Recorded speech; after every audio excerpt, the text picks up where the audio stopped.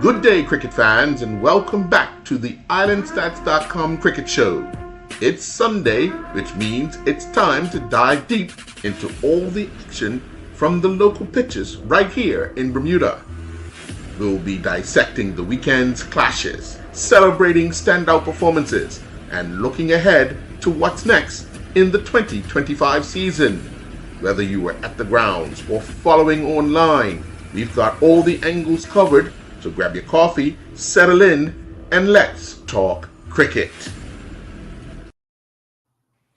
Well, good evening and welcome to this edition of the Island Stats Cricket Show. I'm your host, Earl Basting. Joining me, none other than Terry Frey. Terry, some very interesting scores over the weekend. Just want to let everyone know we'll be joined at the bottom of the hour by the newly elected president of the Southampton Rangers Sports Club, Mr. Darren Butch Burchell. He'll be joining us to talk about, obviously, the club and the cricket program as well. But, Terry, let's run down the results from this weekend, starting with today. At the Seabreeze Oval, St. George's Cricket Club emerged victorious over Bayliss Bay by 6 wickets. Bayliss Bay would score 162, and St. George's would score 163 for 4. Terry Frey, top scorer with 99 not out off of 63 balls, 11 fours, 2 sixes. St. George's would have Jason Anderson score 67 off of 43, hitting 6 fours and 4 sixes in his inning. They also got a half century from Ansari Painter. Up at the Somerset Cricket Club, St. David's defeated Somerset Cricket Club by 5 wickets. Somerset were restricted to 124 for 7, and St. David's will score 127 for 5. Jade Morrissey scored 44 for Somerset. Derek Brangman took 3 for 12 off of his 4 overs. And in reply, Onias Bascom scored 52 off of 25 balls, including 5 fours and 4 sixes that guided them to victory. Dominique Sabir took 3 wickets for Somerset. At the PHC Stadium, a low-scoring affair. Devonshire Recreation Club would only be able to muster 75 for 7 after winning the toss and electing to bat. Gerald Simons and Alafi Henry were both the top scorers on 14. At one point, Terry, they were 36 for 6. And wow. These two were on 26 and got them to 71 when they went on to make their runs, or 61 before they can make their runs. But Cleveland would then score 80 for 6 in reply. Stephen Brimmer was the top scorer with 21. Alan Douglas took 3 wickets for Devonshire Recreation Club against his former club, Cleveland County, but he could not help them to win the game. In the first division, at Seabreeze Oval, Western Stars defeated Warwick Workman Club by 70 runs. Western Stars scored 181 for 8, and then in reply, restricted Warwick Workmen's to 111 for 4. In that match, we had Brian Hall scored 45 off of 24 for Western Stars. Jelani Richardson took 2 wickets for Warwick. Kamal Lavrock scored 43 for Warwick, but Rohan Davis, it was 4 bowlers for Western Stars that each took a wicket. At PHC, Willicotts emerged victorious by 13 runs over PHC in a low-scoring affair. Willicotts scored 115 for 8 after being put into bat. Shaquille Bean was the top scorer with 22. Koshan Durant took 2 wickets for PHC, but PHC in reply could only muster 102 for 9. Sage Carter was the top scorer with 26. Ross Solomon Burrows was the star of the balls, taking 3 wickets for 18 runs, and then Southampton Rangers recorded a comprehensive 73-run victory over Somerset Bridge up at the Somerset Cricket Club. Rangers posted 196 for 5 after winning the toss. Dion Stubble led the way with 70 from 52 balls. Noah Woods picked up 1 wicket for Somerset Bridge, and then in reply, Somerset Bridge could only score 123 for 9 in reply. There was first division play yesterday, Terry, as well. Western Stars defeated Somerset Bridge by, I think, 28 runs. Yep. And then Flats Victoria went down by 6 wickets to PHC. Flats would score 123 for 5. PHC scored 127 for 4. And then Southampton Rangers chased down the score from Willicott. Willicott scored 130 for 7, and Rangers scored 131 for 3 in that run chase. But obviously, there will be a lot of talk about the match today at Seabreeze Oval, where St. George's got the better of Bailey's Bay, the two teams' first Premier Division match of the season, or first match of the season. Terry, your thoughts on just the scoreline? Bailey's Bay winning the toss, deciding to bat, and scored. What did they get? I can't remember. 162. 162, I believe, for 6 or 7. But Taryn betted through the entire inning. Right. Yeah, it was my understanding that was the case. I'm not too sure how the wicket played, being that it's the first game down there, but it shows that it couldn't have played that bad. Right. With Bay posting that score, that's probably about par score down there, especially early in the season. But again, it's about basically, when you got 160, that's the a total that you should be able to defend. Right. So I would only assume that the bowling and the fielding may have possibly let them down. Yeah. Well, they started off well. Not to cut you off, but they started off well because they lost. Coolidge Durham went for 36 in the 10th over, and that was the first wicket. So they were 90 for 1 after 10 overs. Yeah. But again, it's about wickets, right? So if you're losing wickets regularly, it sort of messes up or hinders the momentum of the batting side, Yeah. Especially when you start losing, key wickets. Right. So again, I think we touched base on that last week, where you're constantly being put under pressure because you're losing wickets regularly. Right. So Taryn was at the non-strike. No other batsman got more than 5. Wow. Yeah, that's something. Yeah. So he's at the other end trying to put together an inning. He faced 60. He faced 10.4 overs himself. The 64 balls, hitting 11 fours, 2 sixes, for his 90. But the other 9.2 overs, he couldn't get another 100 runs.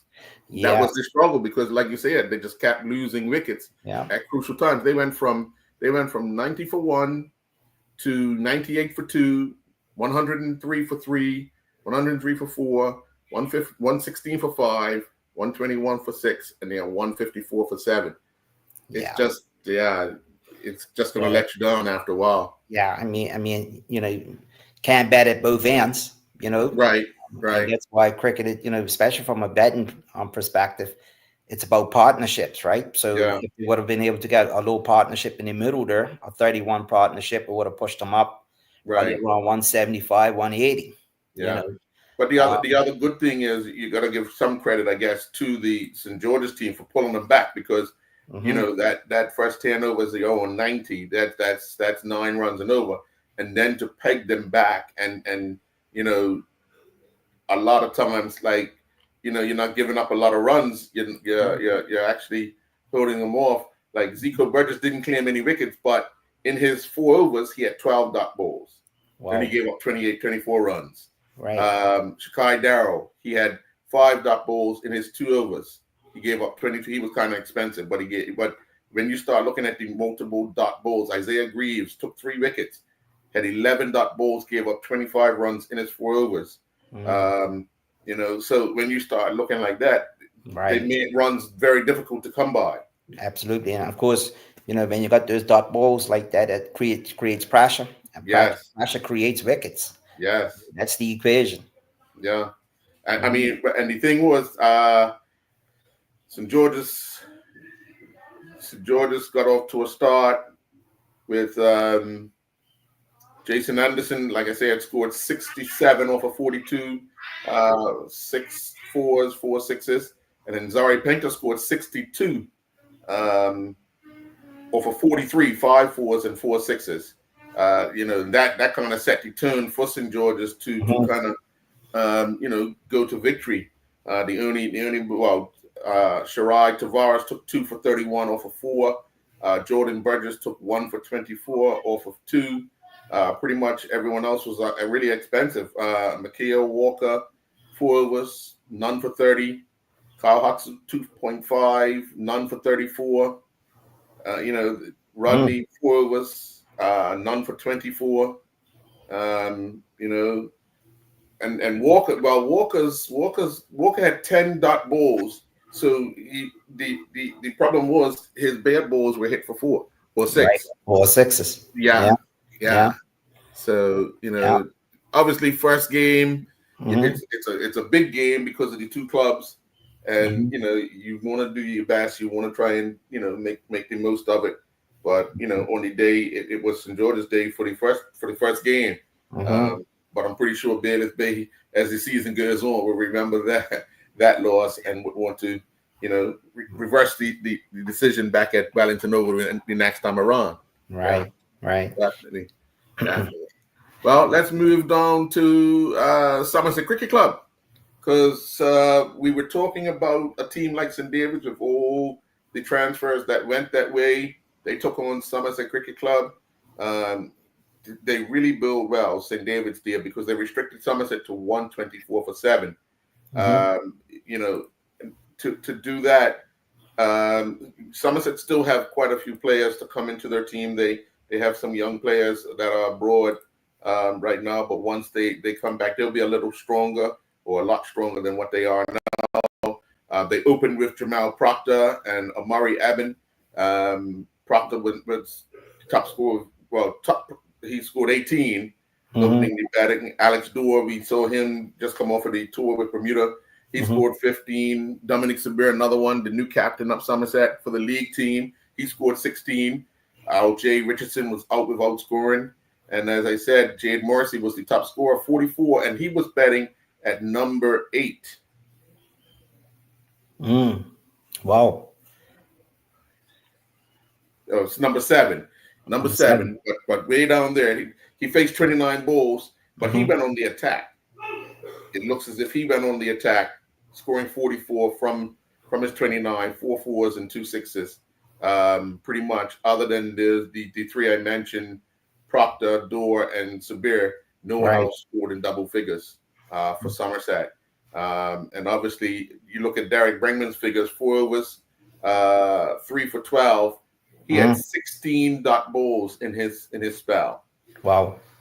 You look at Kevon Fobler, 4 overs, 1 for 19, 12 dot balls. Justin Pitcher, 8 dot balls in 4 overs, took 1 for 21. So that, like you said, that's building pressure. If the ball, if you can't get away, if you cannot get the ball away, it's building pressure on. Yeah, and you see, I mean, T20 is an exciting game. It's a fast-paced game. Yeah. But still, you still need to apply those principles in the longer format at some time or another. Right.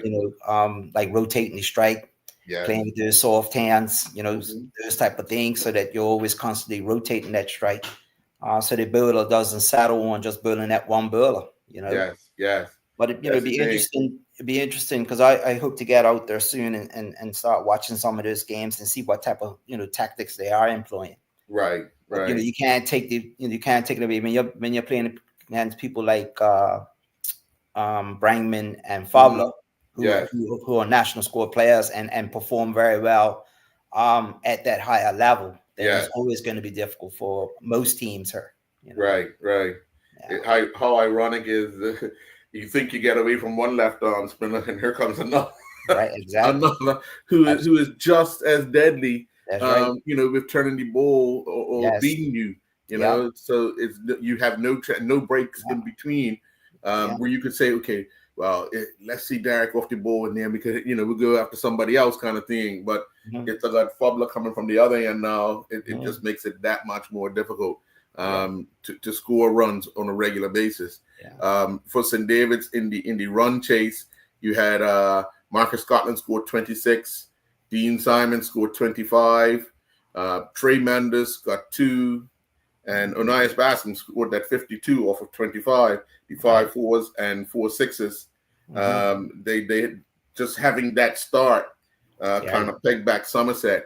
I must say, Jamal Proctor bowled rather well. I mean, he bowled 4 overs, none for 25, but at 17 dot bowls. That again, that would mean that the bowls that he did not bowl well got punished. Sure. You had Greg Mabry bowling 3 overs, gave up 20 runs. Antonio Darrow 3.1 overs, 1 for 42. I guess, somebody took Olahian, probably Onias took Olahian. Dominic Sabir took the 3 for 21 from 4 with 14 dot bowls. Another, as you already indicated, he's in the national squad and he bowled rather well in the last tour. So he'll be full of confidence in the fact that he's captain now. So it'll be something to see how they bounce back from this particular game.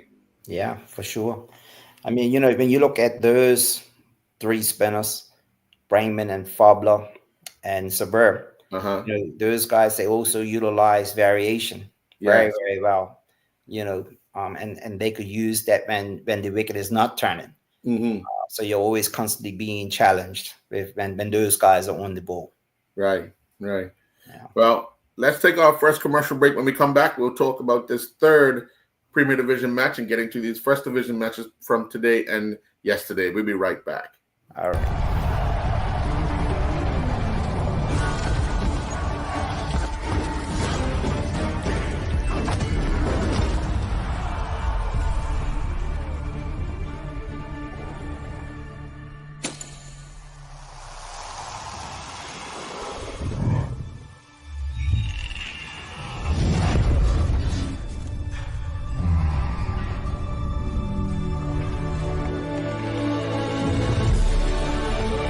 Putting down the weapons.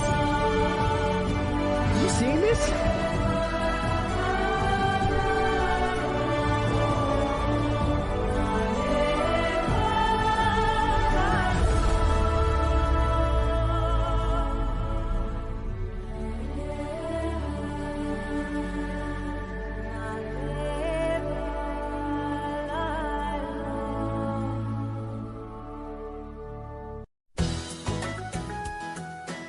We're raising a glass to Bermuda's roots with Barrett's Ginger Beer. Originally crafted right here at home since 1874, it's the island's favorite fizz for a reason. Whether you're at the beach or watching the race this Bermuda Day, Barrett's brings bold Bermudian flavor to every moment. Find it now at Lindo's. Barrett's Ginger Beer from John Barrett & Sons, celebrating Bermuda one sip at a time. Lindo's, why go anyplace else? Beneath the cloud blue sky, where the ocean meets the land, and the long tails fly in Bermuda. Our hearts belong to this beautiful island. As an island, we are strong, proudly Bermudian. In every single way, from the sunrise to the sunset, and every single day for over 135 years. It's been clear, Lady Silence, proudly Bermudian. Bringing us near.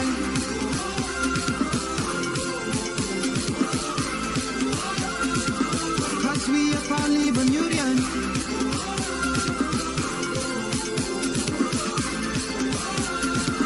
Digicel is proudly Bermudian.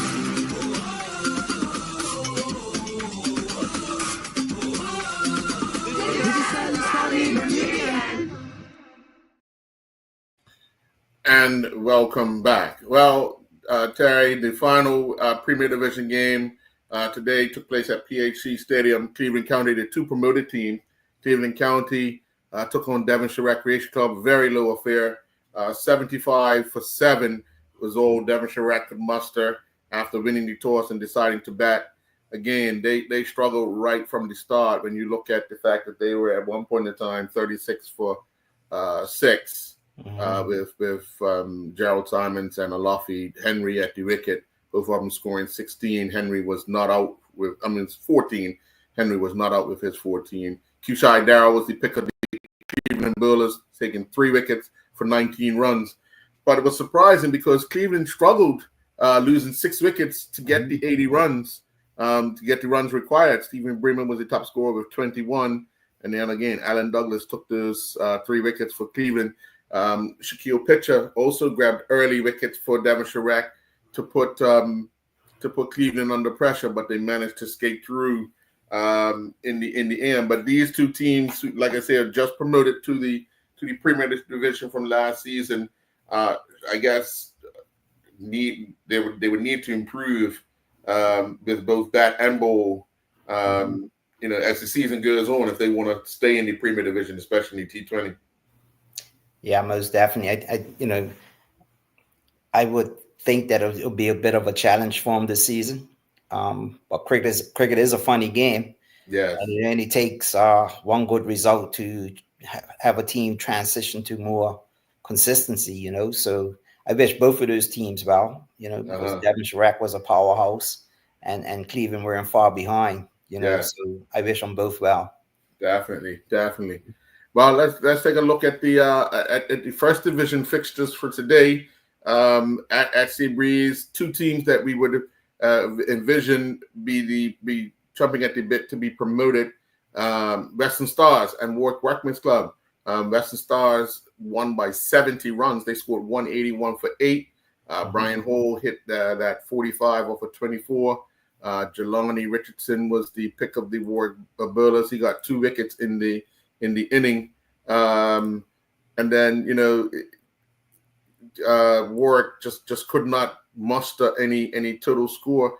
Back to that Western Stars inning, you had Brian Hall 45, you had Tomiko Wilson 26, Rohan Davis 39, and we picked Rohan as the player of the week last week because he's been consistent with both bat and ball. They had Ryan Tyrrell scored 17. So the first 4 batsmen got them off to a good start because they were 1 for 52, 2 for 95, 3 for 131, 4 for 135. But that for them that would have been a good start in pegging back a team like Warwick. Kamal Leverock was 1 for 26. He bowled 16 dot balls. However, he bowled 11 wides. Well, those could have been boundaries or twos, in between. When you start looking at Warwick gave up 44 extras, 30 of them were wides. Wow. You take away that 44 from that 188, and they're only chasing 130 odd runs. Right. So that's something that would have to be cleaned up on their behalf. You can't be giving away more runs than what you can actually get. And then in reply, Kamal scored 43 opening the batting, but they had Callum McFarlane scored 10, Corey Burgess scored 24, and Shinoy Boyles Simon scored 11. Those were the only guys in double figures, but the problem was they were taking a lot of time. So Kamal's 43 came off of 35. McFarlane's 10 came off of 15. Burgess's 24 came off of 23. Boyle Simon's 11 came off of 25. Jacoby Butterfield scored 1 off of 4. And Jelani Richardson scored 8 off of 18. So if you're struggling, once again, you're struggling to get the ball off the middle and off the wicket, it's going to always be that problem for you. Yeah, most definitely. I with work situation, that's work in progress for them. Yes. But I'm sure that the coaching team up there will definitely be doing some drills this week to get those bowlers to be bowling in those good areas more consistently, because when you look at, you said it was 44 extras. Yeah, so you imagine if they would have done far better than that, the game would have been a little bit closer. Yes, yeah. But when you give them away the amount of runs, you're only asking for trouble. Yeah, without a doubt. That's the Stars. I got probably a little bit more seasoned players through the team. Brian and Davis and Tomiko. Yeah. So but yeah, it's going to be an interesting season, with all those teams. Yeah, right? yeah. Um, But the odds-on favorites to be promoted in the T20 is Southampton Rangers, and they took on Somerset Bridge and won by 73 runs. Southampton Rangers scored 196 for 5. Dion Stubble, top scorer, of 70. Nakori Smith was 41. Those two put on an opening wicket partnership of 41. 61, sorry. So in the opening wicket partnership in the first 8 overs, Nakori scored 41 of the 61. So Dion was in a supporting role. And then obviously he changed gears to score 70 off of 52, 7 fours and 2 sixes. Dante Wellman scored 12. Orande Bascom scored 23. Dalen Richardson scored 31 not out. His runs came off of 14 balls, 3 fours, 2 sixes. To really stamp the authority for Southampton Rangers. For Indy Burling, for Somerset Bridge, basically you had 4 bowlers take a wicket each, but getting 100 and 196 was always going to be a struggle for them. They started off okay with 33 off of the first 4 overs, before they lost Sean Riley on 26. Patrick Dill, the other opener, was the top scorer of 36. And then the only other batsman in double figures was Kamani Richards, who scored 11.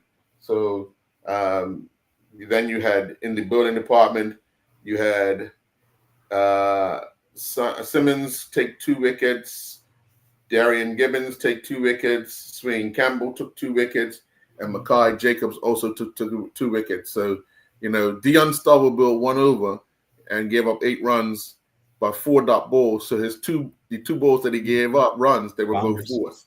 Right. But when you start looking at the others, 14 dot balls, 13 dot balls, 14 dot balls, you're only giving up 17 runs, you're taking 2 wickets.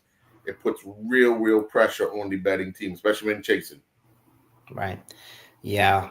I mean, when you look at Southampton Rangers now with the inclusion of Dion, we spoke about that last week. It's only going to galvanize Southampton Rangers, with his ability to play in all 3 disciplines, the batting, bowling, and fielding. And then, of course, with all that experience that Dion has, that is going to bring to the table, I can really see Southampton Rangers improving. Right. And the fact that they have Herbie Bascom coaching as well. So that's only going to make them, a little more attentive to the small details.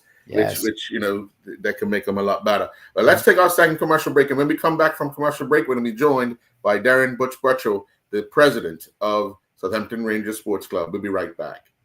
Over the pink sands, beneath the clear blue sky, where the ocean meets the land, and the long-tails fly in Bermuda. Our hearts belong to this beautiful island. As an island, we are strong, proudly Bermudian. In every single way, from the sunrise to the sunset, and every single day for over 135 years. It's been clear, British silence proudly Bermudian, bringing us near.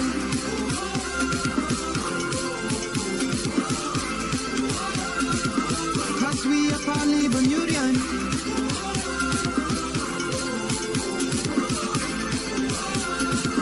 British silence proudly Bermudian.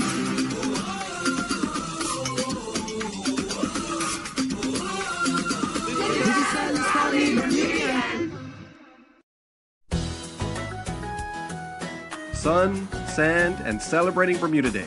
But who has time to run errands? Let Drop It bring your beach day essentials right to your doorstep. Order everything you need for a perfect Bermuda Day from Lindo's. Snacks, drinks, sunscreen, and everything in between. It's the easiest way to enjoy the day without the hassle of the store. Order now and let Drop It take care of the rest. Drop It brings Lindo's to your door. Why go anyplace else?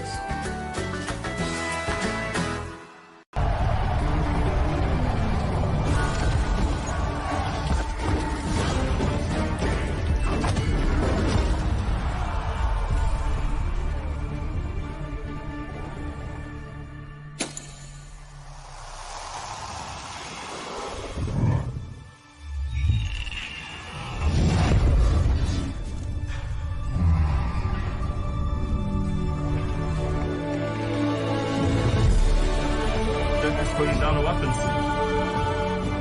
You seen this?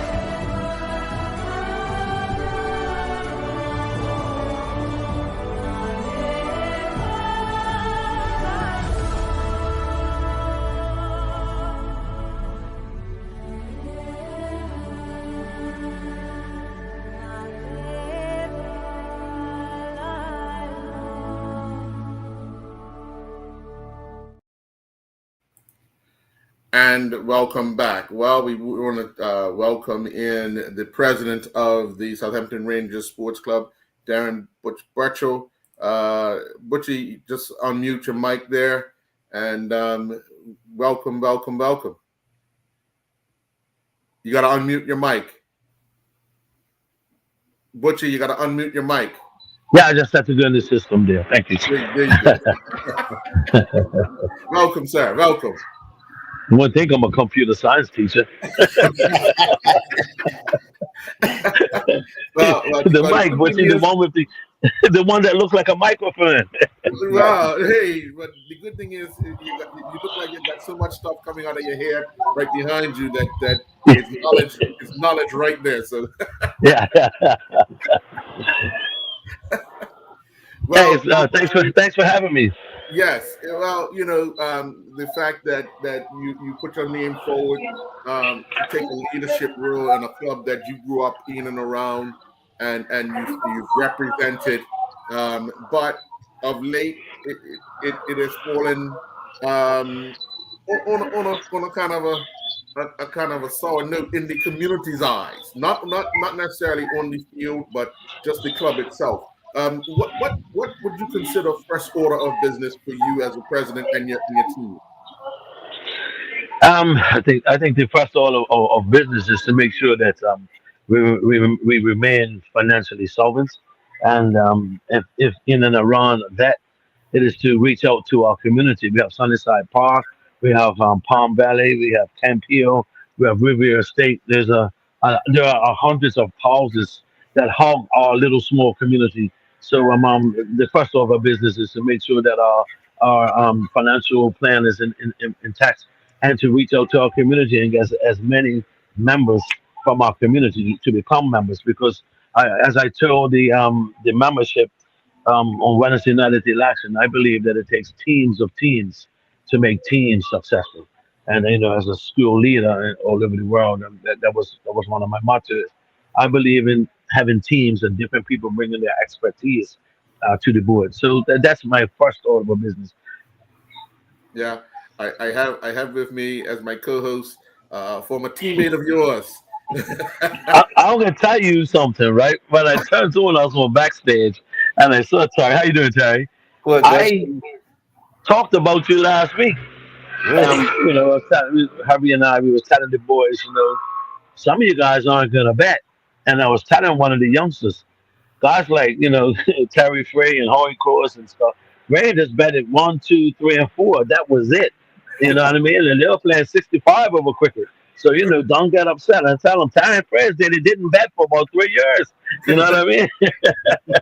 so it's really good to see you, Terry. Yeah, nice to see you too, Butchie, boy. Yeah. Butchie, when you came back to Bermuda, I guess you scoped around to see what was happening at the club. You got yourself involved in the coaching aspect last year.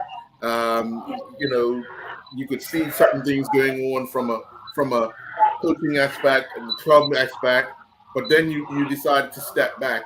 You brought in Herbie Baston to coach the club team, and while you try to take on the administration part. Looking at the club team, and they started off with a bang in the first division. But how do you restore that program back to I wouldn't say yesteryear, but just a few years ago when they were dominating? Our strategic plan is actually called Rebuilding the Dynasty. When I took over last year as the coach, they brought me in. Captain Dalen Richardson was quite instrumental in that. And I told the guys about all the pitches that are up in the recreation room, and I told them these are not just pitches, that's our history. So my first meeting with the players was a lecture about the Rangers' history and the legend that cricket is at Southampton Rangers, so that they knew that they were built a passion and a pride. I mean, not just turning up. Had a lot of success in my first year as a senior coach. I mean, I've coached cricket to children all around the world, even as far as China and Hong Kong. Played in Brazil and coached in those countries. And so, I took some coaching course. I got my 2 licenses. But it's nothing like, throwing yourself in there. I've learned a lot last year. And all through the year, Herbie Bascom was like my mentor. He was like my mentor. Herbie and I go way back. We played for Boulevard, won trophies together. Right. So it was a natural fit. And he would call me up and say, "Butchie, what's your plan tonight? Butchie, you got the field set up yet?" And he's calling me like 3 o'clock in the afternoon for training. And after the games he'll be calling this. So Butchie, so and when I decided that I was going to stay, I actually took a job in Bangkok about 4 months ago, and the mom was supposed to start in August. And I just waited around for the club to have the election because I want to play a part in bringing my community together. I've been away for so long, and I come back and I see there are some gaps that need to be filled, and I figured maybe I can fill those gaps. When the current administrator or the past administration said that they were all going to resign and move on, I said, well, the good Lord has brought me home for a reason, and there's a purpose. And I ran one the election, and I did the preseason while I was talking to Herbie every day. We're waiting for you. We're coming. I can't just tell the people you're going to be the coach if I'm not in a position to tell you I'm going to be coach. Herbie told me today, look, Mr. President, you didn't tell me I'm coach yet, so, so yeah, I'm really, really happy with the start the boys have had. And Herbie's just taking it to the next level. In your monologue, you said that, Herbie would hit on define our tactics, define the things. He's been a coach for years. He's been a national coach. So I'm just sitting back.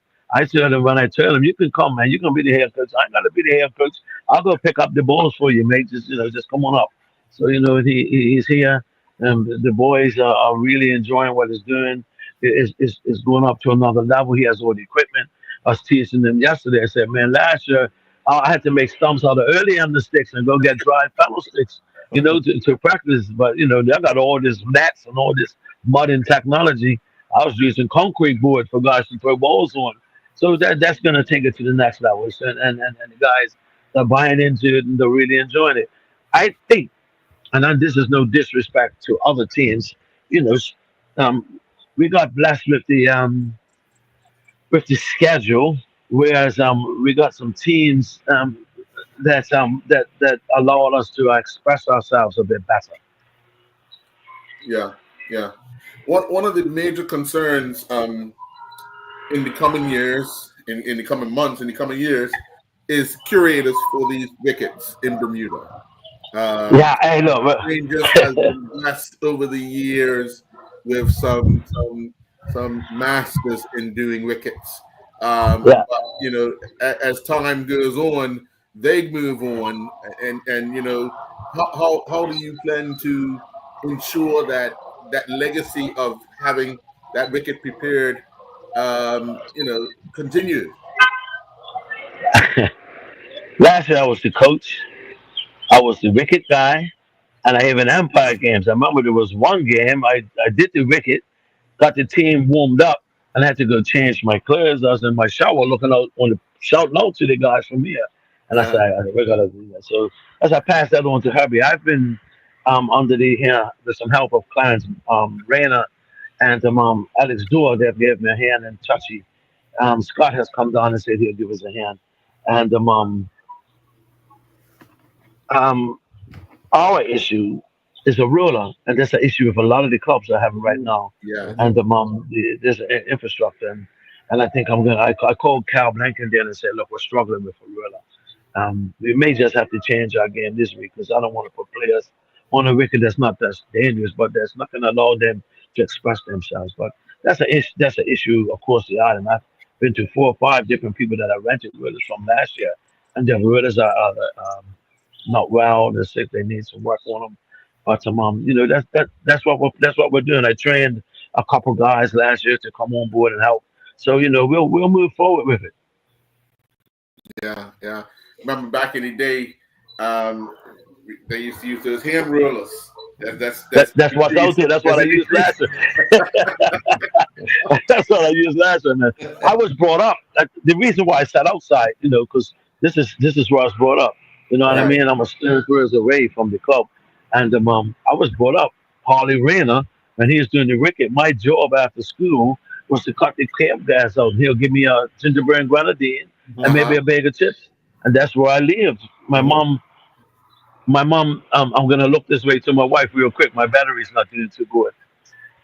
My battery's not doing too good. That was where I learned it. I was brought up doing it. I remember we used to have the West Indian born versus the Bermuda born games down there with Chummy Haven and whatnot. And Uh-huh. Harley was on the roller. I was on the back just knocking it with a hammer. So the Yeah. hard stuff fell off and the hammer fell out of my hand. And he rolled over it. And I didn't know what to say. I just jumped off the roller. And when that man saw the hammer in that wicket, he gave me some choice words, and I never forget it. He was making me go over there and get a bucket of clay out in the corner, and I struggled lifting it. Yeah. So yeah, that's where we are. Yeah. Terry, you have any questions for? Yeah, I mean, I just want to just based on that, when you look at the equipment, Yes. and the challenges that you have, Bermuda Cricket Boards must recognize now that, unless we have good wickets to play on, and our batting is not going to improve or not improve as quickly as we like. And then, of course, we've got the issues with bowlers. So, That's right. So That's right. hopefully that, at some point that this can be addressed. Because like you said, if you're renting a roller, you don't have control of that. You know what I mean? That's right. That's right. Of them maintaining that piece of equipment. And then when you look to go rent it again, it's not available. Yeah. It throws a spanner in the works. Because, you talk about Harley Rayner. Yeah. He was the man. And just when you were speaking about him, I was visualizing the same thing because we came up through the same era. That's right. The junior program down there, and Harley was preparing wickets. But yeah, that is a big challenge, and hopefully the clubs and the Bermuda Cricket Board collectively can sort of address that going forward. Yeah. Yeah. I spoke to the minister last year. I said, man, I need a ruler. And he said, it's going to be expensive to bring it in. I've got a contact in China. I lived in China for 3 years. I've got a contact over there to get rulers for dirt cheap, Right. like $1,200 and $1,400. But when you put them on that container, bring them over, they become $20,000. Right. Yeah. Absolutely. Yeah. Butch, let me ask you, now that you're in a leadership role of a club, and we always talk about back in the days when we had Shao cricket and Yeah. that was more community based. Now Yes. that you're in a position that you can actually speak on the floor of the cricket board, how important is it to have something like that come back? Because right now we're faced with our communities struggling amongst each other.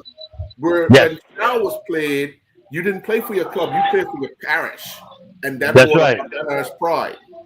So Yes. how can we, from the inside of the wood to help figure out how we get that back? Because we had all these Yes. young men playing cricket, That's right. and feeling good about themselves. That's right.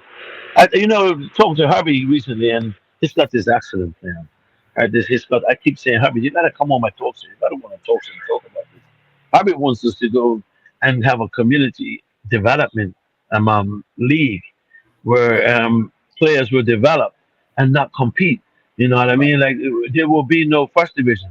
There will just be the elite clubs with the elite players. There will be no first division, and there is that first division will be teams that are in a development league in each parish, and as they get better, then they can enter into the elite. It's a very innovative idea that Herbie has, and I think it's brilliant. As far as the youth are concerned, I think you hit it right on the head. It was absolutely brilliant. I mean, Ernest Jones played cricket with you guys, but he lived across the road in Warwick there in Camp Road, Right. and so he couldn't play with us. And then we tried to get him, but Al James was like, "No, you're not taking Erlen from me." So that's just the gist of it. Yeah. Yeah. I think that's a great idea in terms of when you look at development, right? Because if you look at what's going on now, all our young players, all they want to do is play. They Yeah. want to Yeah. play matches, right? And Yeah. we spoke on that last week where we missed the processes, That's right. and everybody, the parents want the kids, I just wanted to play the games. But what about all the other stuff? What about all the other development stuff, the processes where you start them from zero, which is the foundation level, and then you build them up, give them a little bit of competition, and then build them up again. I just think that when it comes to the youth, we've let them down because we race them. We race them Yeah. competition Yeah. at elite You're level right. too soon. You're right.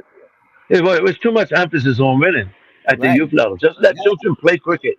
Just let them Yeah. have some fun, enjoy the game, and develop a love for it. Yeah. Absolutely. What we're going to do is we're going to take another commercial break, give you an opportunity to plug in there, Butchie. Yeah, I'm down to 6%. Or I'm going to battery. It's schoolboy era. We'll take a commercial break. We'll be right back. So, Pink sands beneath the clear blue sky, where the ocean meets the land, and the long tails fly in Bermuda. Our hearts belong to this beautiful island. As an island, we are strong, proudly Bermudian. In every single way, from the sunrise to the sunset, and every single day, for over 135 years, it's been clear. Did silence proudly Bermudian, bringing us near.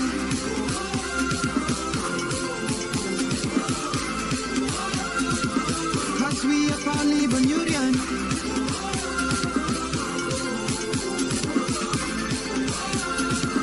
Did silence proudly Bermudian.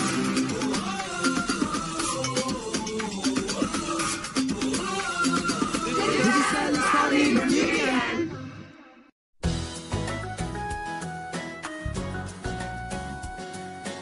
Okay, we've got the chairs packed? Check. Sunscreen? Check. Flags and coolers? Check. Made sure to stop at Lindo's? Check. Whether you're running the race or just racing to get the best view, Lindo's has everything you need for Bermuda Day. Lindo's. Why go anyplace else?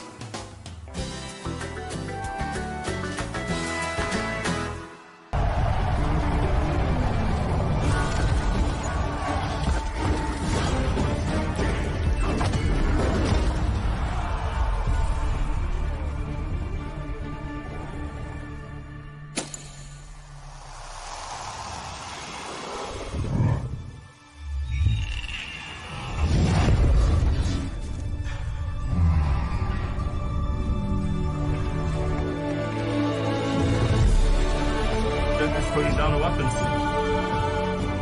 You seen this?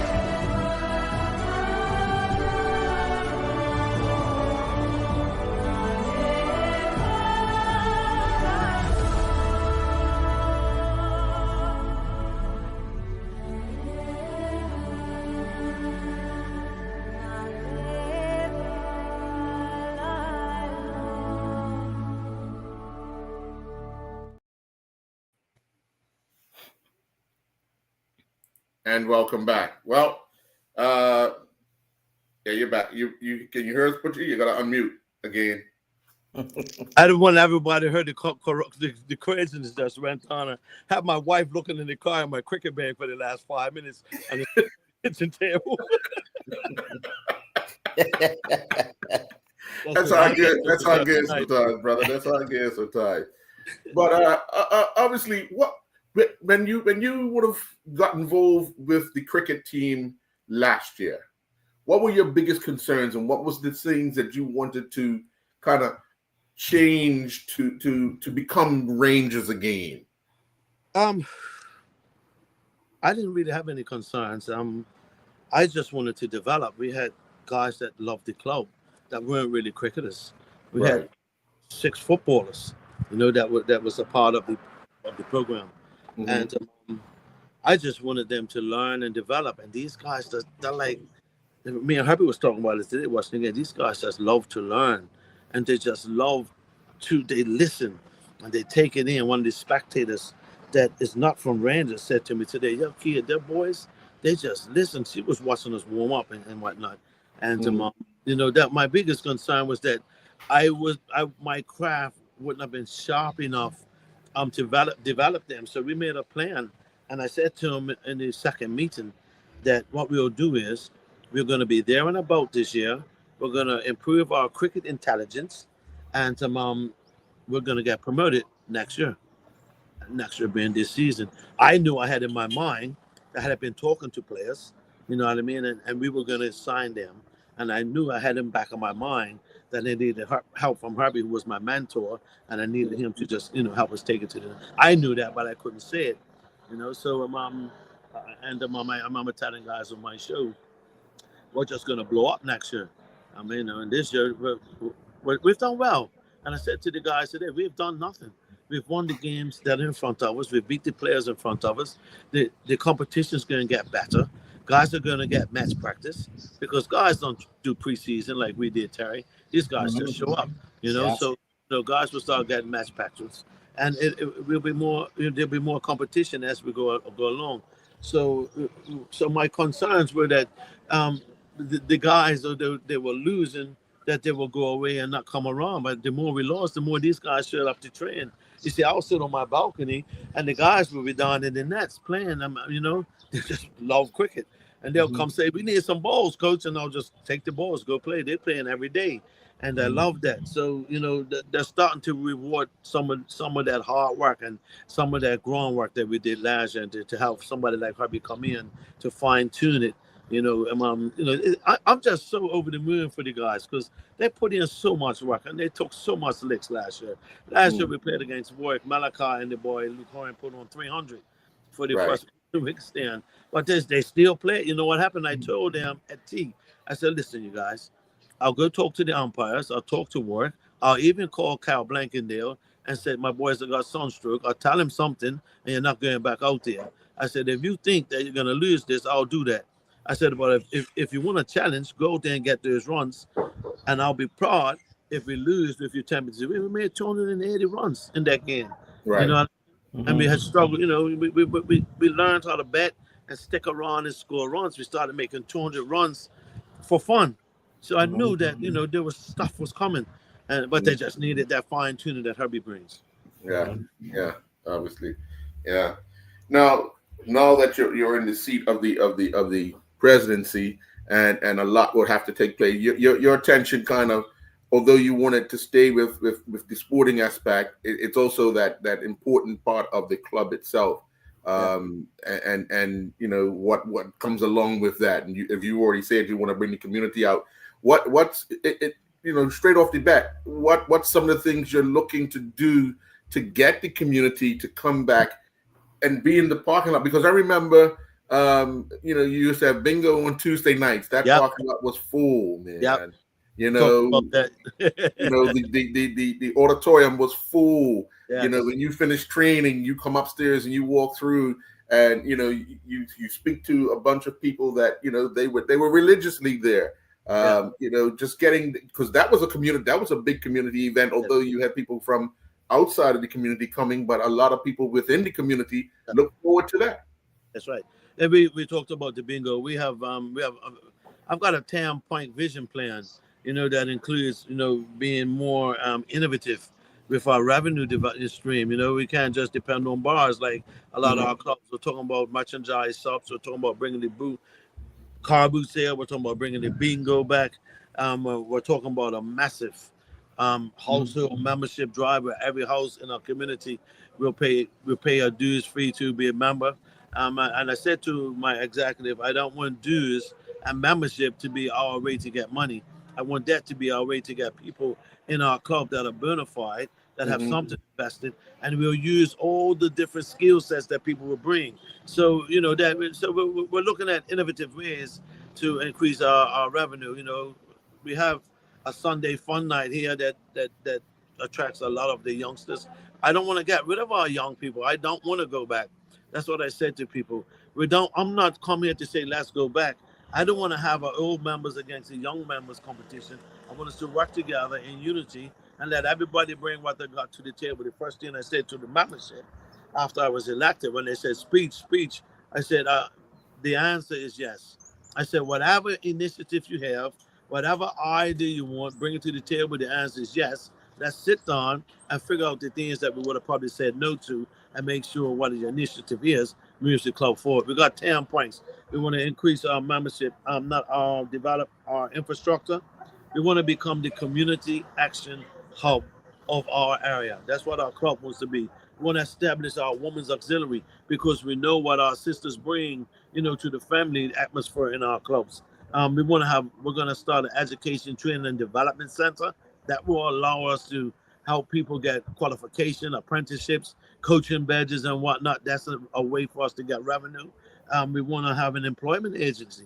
There's so many of our young men are unemployed. There's no reason why they should be unemployed. When we have an education and training center that can train them to be a mason or a plumber or whatever it is, a computer engineer, whatever it is, if we can train them and we can rent our services out through the club, having an employment agency, we want to establish a youth council for our younger footballers and cricketers, so they have their own club, they have their own election. So we train young people to research and develop and have presentations, have elections, and to lead. So we're building leadership. I want Rangers to have a multi-purpose sports facility. People might think that's far-fetched and it's crazy, but if you don't think far-fetched, I told my membership, don't think outside the box. Think like there's no box. There's no reason why we can meet with government. And we got a piece of property here. We can always renovate this. We can always make this an outstanding indoor soccer, cricket, tennis, squash facility. That should be here at Southampton Rangers. A lot of people don't know that the parking lot of Rangers, the way it was cut years back, it was cut out to be tennis courts. We also want to have a senior citizens association. I think of Erden Jones' mother, R.Y. She's one of our older members, Ed Sherlock, Quentin Sherlock Jr. We want to bring all these people back and have a membership for our senior citizens and have events for them. I said to my next door neighbor, Miss Wayuni Tucker, who is the wife of John Tucker's brother. And I said to her, she said, I just want to be in the background. I said, I want you to establish a women's auxiliary, and I want you to establish something to do with our seniors. She said, they're so waiting. We used to play bingo with them down there about 8 months ago, and they loved it. The guys from our Rockaways come down. So this is all about, we want to have an international members outreach. I've got some Brazilians living in one of my apartments here, and I see how they like to play cards after they work so hard. I want to get this Brazilians. We all cry about Brazilians and Filipinos and Jamaicans in our country. Bermuda, that needs to stop because they're here to stay. That's just as simple as that. I want to reach out to those communities, bring them in my club, and educate them about international. They may be able to get some traveling opportunities and visit other countries and have better experiences, So we want to develop our infrastructure, Terry. The club hasn't been updated since you was playing junior cricket. There's a links and some electrical shocks. Not that bad. I'm just talking. But there's some cracks in the roof. I don't want to go up there, even though my roof panked. But so that's my vision. I brought this vision to my people, and I said, this is my vision. This is that's what the leader does. I'll bring the vision. I'm not going to do this all. I want you all to work in teams. Let's realize this vision. In 5 years' time, Rangers will be the Rangers that our forefathers envisioned us to be. They laid the foundation. So that's where we're at. If that answers your question, I hope so. If it doesn't, then at least I got it out. It hit the nail on the head. It hit the nail on the head, brother. I'm going to ask you to stay with us because we're going to get back to some of the First Division results, and then we're going to pick the player of the week. So yesterday in First Division, obviously, Southampton Rangers was in action. They took on Willowcott up at Somerset Cricket Club. Willowcott scored 130 for 7. Rangers scored 131 for 3. We had Deontay Darrow scoring 49 for Willowcott. Dion Stovall was the standout bowler, taking 4 for 23. And then in reply, Nakori Smith and Dion both scored 39, setting the platform for victory, where Rangers got the 131 for 3. Ross Solomon Burrows was the pick of the Willowcott bowlers. He took 2 wickets, but Rangers comfortably winning that match by 7 wickets. Down at Lords and St. David's, PHC defeated Flats Victoria by 6 wickets. You had Dejon Carey scoring 37 for Flats Victoria, who got 123 for 5. Charles Trott impressed with the ball, taking 2 wickets for 10 runs. PHC made light work of the chase, scoring 127 for 4. Devin Dill was the anchor of the innings. He scored a solid 55 over 48 deliveries. Corey Tucker-Smith managed a solitary wicket for Flats, but PHC batsmen largely untroubled in securing that win by 6 wickets. And then Western Stars defeated Somerset Bridge by 28 runs.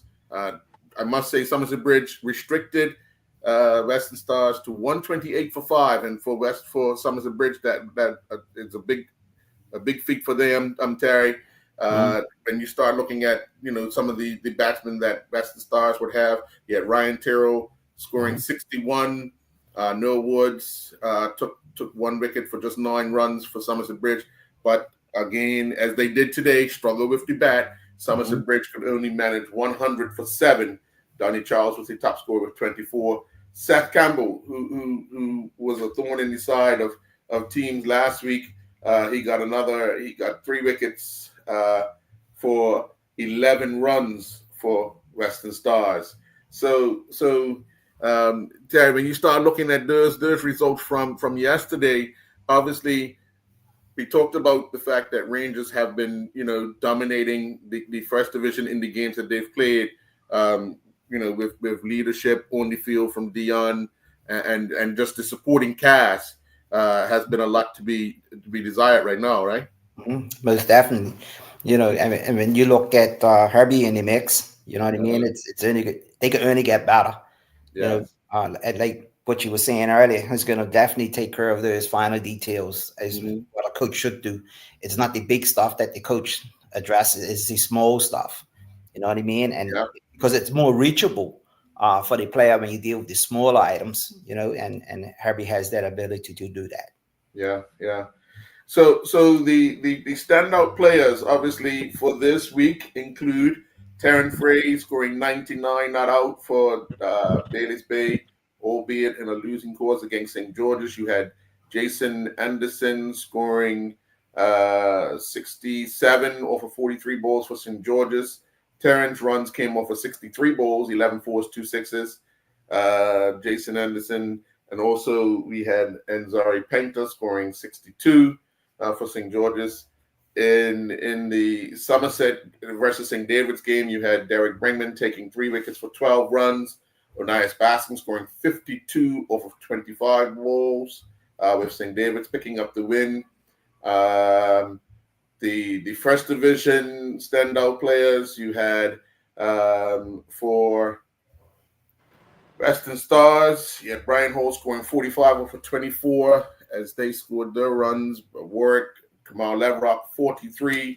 Again, Rohan Davis, we said last week with bat and ball, he got 39 runs while batting for Western Stars. He took 1 wicket, was the most economical bowler for them, restricting Warwick to that 111 for 4.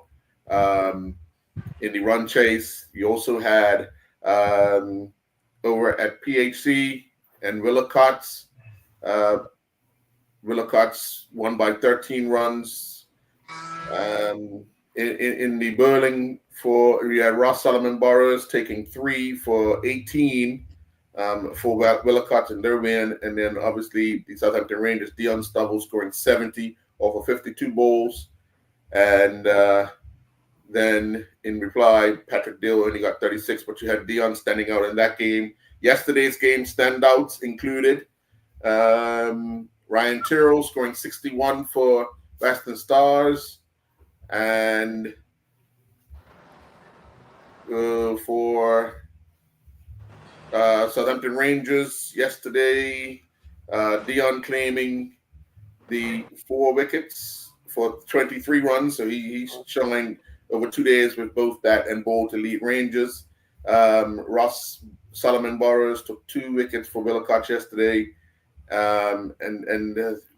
Just listing those guys down the list, obviously, for me, Dion stood out because of the fact that he played 2 days and led Rangers with, just leadership, with ball on one day, with bat on another day. but I still give you the opportunity to say who you feel. Terry, who would be your standout player for the weekend? Yeah, I would say Dion, most definitely. I'm glad you said that because I don't want people to say I'm biased. Put your head you down to take Taryn. Look, I gotta say this, man. People, since I got back and I watched time, people are like, he's not a T20 player. He's not a T20 player. He has total credits. Take those words and stuff them somewhere. Yeah. Internationally, he's performed locally. You know what I mean? And he knows his place. Some say in T20 he uses too many balls to get runs. But you need an anchor in the innings that's not going to get out, that can stay there. And that's just, I'm so impressed how Taryn has reinvented itself to become a T20 cricketer. Yeah, definitely. Mhm. Definitely. Well, he's Well, one of my favorite athletes, man. yeah. I tell him too, but you're one of my favorites. So we want to congratulate Dion Stubble for being the player of the week. Yeah. He joins Rohan Davis as the other player of the week thus far this season. Butchie, I want to thank you very much for joining us and bringing us up to speed with your vision for the Southampton Rangers Sports Club. Obviously, you have your work cut out for you. You know, you've handed the reign over to Herbie for what's you say, Terry? For football too, right? Yeah. He plays pool as well, so I know you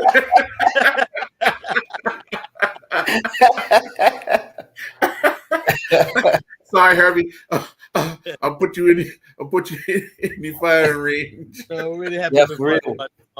what Keith Janice is doing up here is turning around slowly. I sit there and watch the sessions even before I was thinking about, the sessions are so organized. You sit there, you start seeing the patterns changing in Rangers football.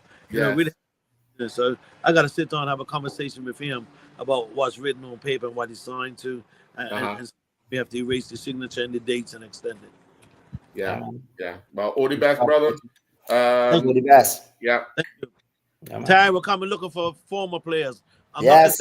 not gonna say old players. Yeah, but let's put it this way. Rangers is always in my heart, bro. You know what I mean? When I look at my cricket career, that was the most funnest time that I had, man. Yeah. You know what I mean? A lot of time petted up in that pavilion, bro. Yes, sir, man. I wish you well. You know what I mean? Thank You need a vision. You know, you Thank come up with a plan and then you just execute it, bro. Thank you very much, man. Yeah, man. Well done. Wish you well. Thank you. Folks, we'll be back next week with another edition of the Island Stats Cricket Show right here on islandstats.com beginning at 7 p.m. Enjoy the rest of your week, gentlemen. Great. Thank you. See you later.